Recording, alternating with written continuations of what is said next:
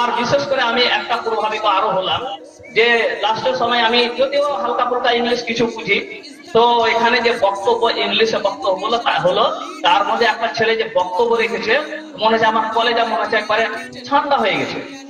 মাদ্রাসার পড়া ছেলে এত সুন্দর বক্তব্য ইংলিশে। Education holds paramount importance in Islam.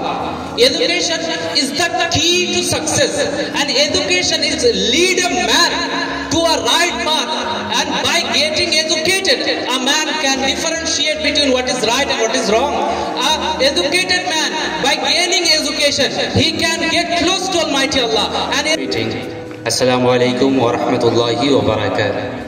حامد ونصلي أما بعد فأعوذ بالله من الشيطان الرجيم بسم الله الرحمن الرحيم اقرأ باسم ربك الذي خلق خلق الإنسان من علق صدق الله المولانا العظيم.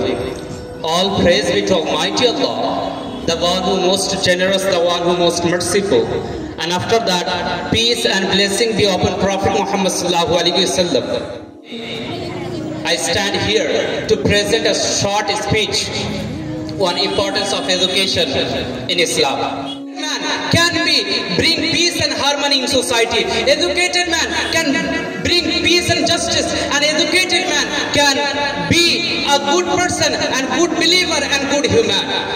If we see, when Almighty Allah is starting sending down all His messages to humanity, His final messages to humanity, that is Quran, there is no doubt.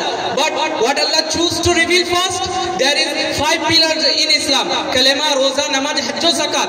But Allah didn't choose any among them for first revealing Holy Quran. But Allah choose Iqra, read, recite. Man, if a man is educated, if he able to read and recite, then a man can perform all the pillars of Islam. A man can't perform correctly his prayer. A man can't perform his fasting correctly. A man can't do pilgrimage or can't go to pilgrimage and do all the obligations correctly if he has no knowledge regarding that. That's why Almighty Allah, when He started sending down all His messages, then Allah chose Iqra, read, recite. So this is the virtue of education and the literacy. And after that, if we see, our beloved Prophet Muhammad sallallahu alaihi wasallam said, "Talabul ilmi fardhatun ala kulli Muslim." It is obligatory to gain knowledge to all Muslim.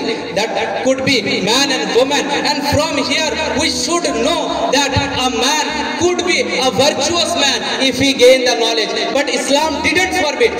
Islam do not restrict for gaining the science and technology or secular knowledge. Because if we see in Islam, there is a much greater scientist.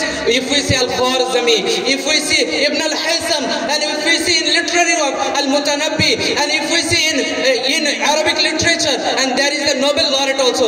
So those people were also Islamic educated, and they were also educated about the science and technology. So this is the thing we have to understand. And another point I would like to discuss, that we not only have to acquire the knowledge, we have to spread the knowledge. Because Prophet Muhammad sallallahu alaihi wasallam said, "Khairukum man ta'allama al-Quran wa 'allamahu."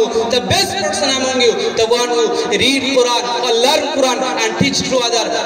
I would like to conclude my speech here. Thank you so much for